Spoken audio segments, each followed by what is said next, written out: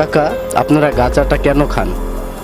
গাঁজাটা খাই আইলে স্মরণ শক্তি ঠিক থাকে, মাথার ব্রেন ঠিক থাকে, কাজকর্মে মন বসে, খানা খাদ্য খাইতে পারে। এই গাঁজা খায়া দুষ্কৃতি কোনো কাজ করতে পারে না। এই গাঁজা খায়া কেউকে হামদাম করতে পারে না। না, এই গাঁজা খেলে সে মন দিল সব দিক দিয়েই মস্তক ঠিক থাকে। গাঁজাটা কি শরীরের জন্য উপকার না ক্ষতিকর? আমি মনে করি এই গাঁজাটা শরীরের জন্য উপকার। এটা এক নম্বর কাজ করে শরীরের বিষ ব্যথার জন্য, যে সারাদিন পরিশ্রম করে হাড় ভাঙ্গা না, সে যদি এই গাঁজা খায় না, তার শরীরে কোনো বিষ ব্যথা থাকে না, না সে আরামে ঘুম আসতে পারে। এই গাঁজার কারণে নাকি অনেক যুবকরা নষ্ট হয়ে যাচ্ছে।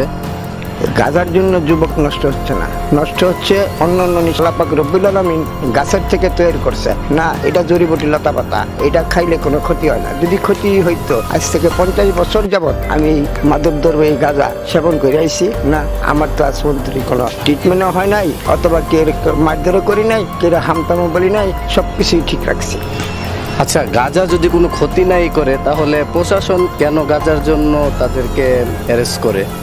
প্রশাসন অ্যারেস্ট করে একমাত্র কেন, ওই যে এক জিনিস বিষয়তে আইসা আরেক জিনিস পায়, এই কারণে এই যেরকম এই গাজার উপরে এত অত্যাচার জরুরি।